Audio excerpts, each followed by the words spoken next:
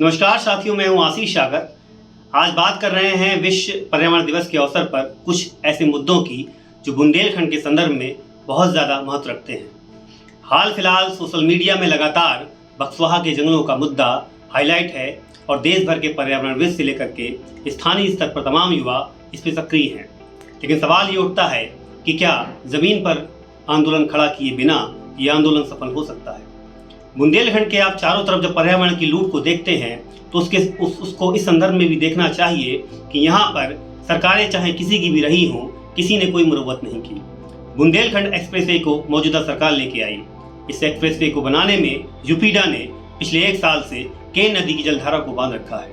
सवाल ये उठता है कि केंद्र सरकार इतनी बड़ी हिमाकत राज्य सरकार के मार्फत कैसे करा सकती है, जहाँ पे सुप्रीम कोर्ट, पर्यावरण मंत्रालय और एनजीटी के सख्त निर्देश हैं कि किसी भी बहती हुई जलधारा को बंधक नहीं बनाया जाएगा। वहाँ पे यूपीडा पिछले 1 साल से नदी को बांधे हुए है।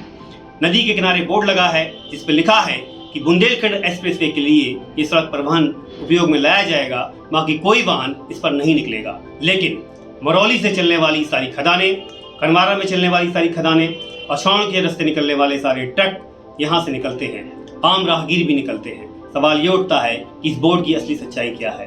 सवाल ये भी उठता है कि 1,90,000 पेड़ों को काटने वाला बुंदेलखंड एक्सप्रेसवे बुंदेलखंड के बासिंदों को कौन सा रोजगार देगा। रोजगार पाएंगे वो ट्रांसपोर्टर जो दिल्ली, गाजियाबाद से लेकर के तमाम लोग इलाकों में अपने व्यापार को स्टैंड करेंगे। इस बोर्ड में लिखा है कि यह सड़क केवल बुंदेलखंड एक्सप्रेसवे परियोजना में कार्यरत वाहनों के लिए है, जबकि कनवारा में चलने वाली सारी खदानें और मरौली से निकलने वाले ट्रांसपोर्ट इस केन नदी के रास्ते जलधारा को रौंद कर जाते हैं। ये पिछले 1 साल से बुंदेलखंड एक्सप्रेसवे की कार्यदायी संस्था यूपीडा ने केन नदी की जलधारा को बांध करके ये सड़क बना रखा है जो कनवारा श्रवण मार्ग को लिंक करता है। जलधारा बांधने का प्रावधान नहीं है, एनजीटी और सुप्रीम कोर्ट के सख्त निर्देश हैं। बावजूद इसके खनन माफियाओं की तर्ज पे सरकार ने भी नदी की जलधारा को यूपीडा के मार्फत बंधवा रखा है। सवाल ये उठता है कि ये कौन करवा रहा है। कार्यदायी संस्था यूपीडा ने लिखा रखा है कि यह सड़क केवल बुंदेलखंड एक्सप्रेसवे के लिए है, लेकिन देखिए सामने ट्रकों की कतार है जो कनवारा खदानों के लिए है और यहाँ से पूरा परिवहन निकलता है। ये सड़क पिछले 1 साल से बंधी हुई है, ये सारे ट्रक आ रहे हैं। बुंदेलखंड एक्सप्रेसवे की ऊंचाई इतनी कर दी गई है कि यहाँ के स्थानीय बासिंदों को फिलहाल तो कोई रोजगार नहीं मिलेगा। उनके खेत पुल को देखने में ही एकटक लगे रहेंगे। अब केन बेतवा लिंक की बात कर लीजिए। पर्यावरणविद जहाँ पे इस लिंक को खतरे का पूरा प्लान बताते हैं, वहीं पे अगर आप जाके कभी घाटी पे देखेंगे तो 7 लाख से 23 लाख पेड़ काटे जाने हैं। वो पेड़ जो बुजुर्ग हैं, वो पेड़ जो दरख्तों की तरह हैं, जिनको दोबारा बसाया नहीं जा सकता। एक पूरी घाटी को डुबो करके आप 18,000 करोड़ की परियोजना लेकर के आ रहे हैं ऐसे इलाके पे जहाँ पे सूखा है, जल संकट है, पलायन है, फांका कसी है और मुश्किलात है। सवाल ये उठता है कि आखिर विकास की योजनाएं बुंदेलखंड जैसे इलाकों में ही क्यों? क्या बुंदेलखंड का इलाका बायोडाइवर्सिटी को बर्बाद करने वाली प्रयोगशाला है? केंद्र सरकार और राज्य सरकारों को इस तरफ ध्यान देने की जरूरत है। देश भर में जिस तरह के आंदोलन चल रहे हैं उसके बनिस्बत बुंदेलखंड में ऐसे आंदोलन स्टैंड नहीं होते, क्योंकि स्थानीय आवाम का त्वरित लाभ और मोरम माफियाओं के साथ में सफेद पोस्ट नेताओं का गठजोड़ कहीं न कहीं पर्यावरण जैसे मुद्दे को हाशिए पर रखता है। अगर ऐसा नहीं होता तो बुंदेलखंड की केन, बेतवा, यमुना जैसी नदियां आज मृत्युशैया की कगार पे नहीं खड़ी होती। बांदा की मरौली में देख लीजिए, सारे खंडों पे ताबड़तोड़ तरीके से अवैध खनन हो रहा है। अंतिम महीना है, इस अंतिम महीने के बाद में 3 महीने के लिए खदानें बंद हो जाएंगी, पोकलैंडें थम जाएंगी, लेकिन बालू माफियाओं के हौसले पस्त नहीं होंगे। 3 महीने बाद वो फिर से नदियों में उतरेंगे। लेकिन इस अंतिम महीने में जहां ताबड़तोड़ तरीके से खनिज प्रशासन कार्रवाई करता दिख रहा है, वहीं अवैध खनन की इस तरीके से गदर मची है कि कोई भी खदान में आप देख लीजिए जाकर के अवैध खनन आपको बहुत बड़े जोरों के स्तर पर देखने को मिलेगा। पर्यावरण की इस विनाश लीला में हमारा सरकारी वन विभाग भी बहुत पीछे नहीं है।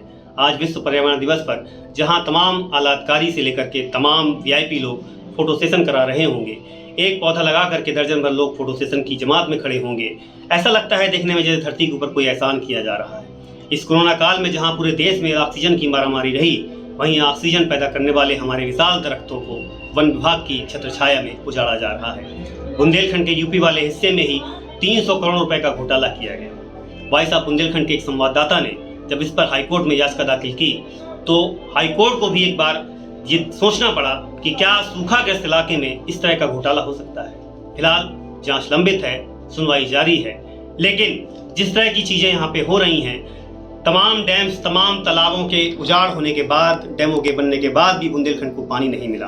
विकास की ऐसी परियोजनाएं क्या ऐसे इलाके में लाना चाहिए? क्या पोस्टर, विज्ञापन और तमाम तरह की नूरा कुश्ती करने से पर्यावरण को बचाया जा सकता है? शायद नहीं। बक्सवाहा का मुद्दा इसी का प्रत्यक्ष उदाहरण है कि 2.5 लाख पौधों को बचाने के लिए स्थानीय बासिंदे खड़े हुए हैं, लेकिन जहां 23 लाख पेड़ कटने हैं, उस रिवर लिंक को बचाने के लिए अभी तक कोई खड़ा नहीं हुआ है। फिलहाल इस पर्यावरण के दिवस पर चिंतन की आवश्यकता है। समाज के एक से प्रत्येक व्यक्ति को, राज्य और सरकार को और पत्रकार को, तीनों को मिलकर इसके लिए काम करना होगा। तभी हम धरती को सुंदर, स्वच्छ और सफल बना सकते हैं। नमस्कार। हम सबने ये ठाना है, बुंदेलखंड नव निर्माण सेना के केंद्रीय कार्यालय में 1 दिवसीय सांकेतिक रूप से धरना पर बैठे हुए हैं।